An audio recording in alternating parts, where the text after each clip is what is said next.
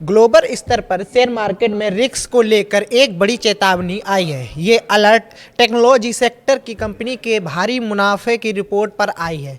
Michael बरी ने चेतावनी दी है कि कंपनियों का मुनाफा गंभीर संदेश पैदा कर रहा है। उनका कहना है कि बढ़ती कमाई और एआई पर लगातार खर्च से बिग टेक में बाजार का भरोसा बढ़ रहा है, लेकिन इनकी कमाई में बड़ा रिस्क सामने आ रहा है। दिग्गज इन्वेस्टर माइकल बरी ने 2008 के हाउसिंग पतन की भविष्यवाणी पहले ही कर दी थी और एक बार फिर उन्होंने मंदी की चेतावनी दी है, लेकिन इस बार लोन और हाउसिंग को लेकर नहीं बल्कि अकाउंटिंग को लेकर चेतावनी दी है। हाल ही में एक सोशल मीडिया पोस्ट में बरी ने मेटा और अल्फाबेट जैसी कंपनियों के कदम की ओर इशारा किया, जो एक छोटी लेकिन प्रभावशाली चेतावनी दिख रही है। उन्होंने कहा है कि सर्वर चिप्स और अन्य एआई इंफ्रास्ट्रक्चर बनी हुई है और ये कुछ छिपाने की कोशिश कर रहे हैं। उन्होंने हाल ही में एक इक्विटी और एक्सचेंज कमीशन के साथ अपने फंड और रजिस्ट्रेशन कैंसिल कर दिया, जिससे उनकी आलोचना और भी पेचीदा हो गई। मेटा का अनुमान है कि अब उसके कंप्यूटिंग उपकरण 4 साल से बढ़कर 5.5 साल। हालांकि अमेजॉन ने इसके उलट रास्ता अपनाया है।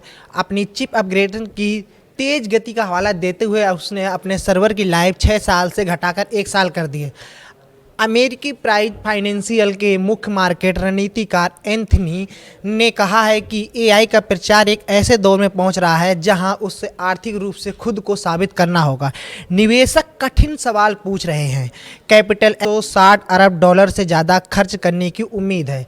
इसका ज़्यादा हिस्सा ऐसे उपकरणों पर खर्च होगा जिनका मूल्य जल्दी से कम हो रहे हैं। नए कदम के बाद भी खर्च बढ़ता जा रहा है और अल्फाबेट, मेटा और माइक्रोसॉफ्ट ने पिछली तिमाही में $22 अरब का नुकसान दर्ज किया था, जो एक साल पहले $10 अरब था। अगली साल इसी समय तक यह आंकड़ा $30 अरब तक पहुंचने का अनुमान है। कई एक्सपर्ट को अब भी यही उम्मीद है कि तीसरी तिमाही की कमाई उम्मीद से बेहतर रही।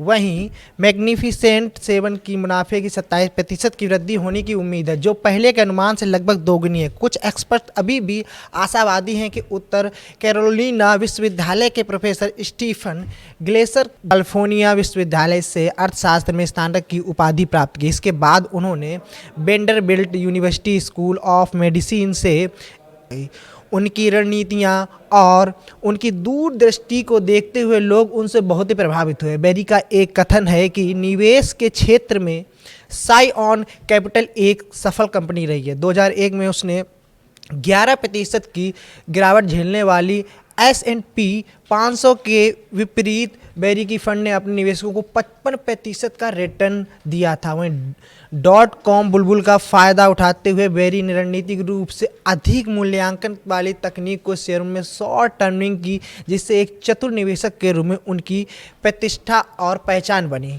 फिल्म द बिग शॉर्ट में बेरी की 2008 के शेयर बाजार में गिरावट की सफल भविष्यवाणी को दर्शाया गया है।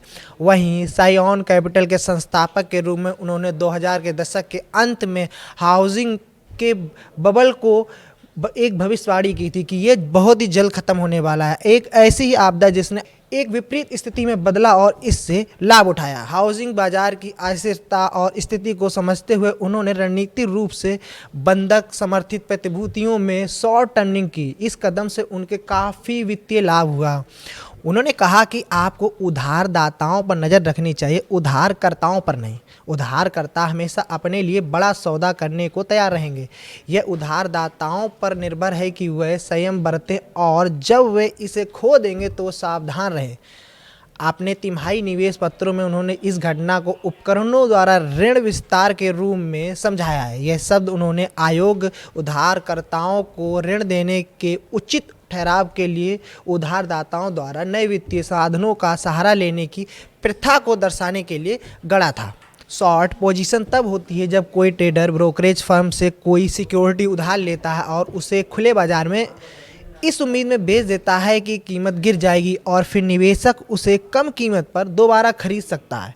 ट्रेडर ऐसा तब करता है। उन्होंने अपने और अपने निवेशकों के लिए लाखों की कमाई करने के बावजूद बेरी को काफ़ी आलोचनाओं का सामना भी करना पड़ा, जिसके कारण उन्हें 2008 में अपने मूल hedge fund Sai on capital को बंद करना पड़ा। आशंकित रूप से अपने रणनीति के प्रति जनता की प्रतिक्रिया और अन्य निवेश उपक्रमों की तलाश करने की इच्छा से प्रेरित होकर उन्होंने यह निर्णय लिया। 2013 में बेरी ने साइकॉन एसेट मैनेजमेंट की शुरुआत की, जो उनके पिछले फंड का एक नया ब्रांड था। यह नई कंपनी रणनीतिक रूप से सोने, पानी और कृषि भूमि में निवेश को लक्षित करके बनाई गई थी, जो बेरी के इस विश्वास को दर्शाता था कि पानी एक संभावित रूप से दुर्लभ संसाधन होने के बावजूद भविष्य की सबसे बड़ी मूल्यांकन संपत्ति होगा।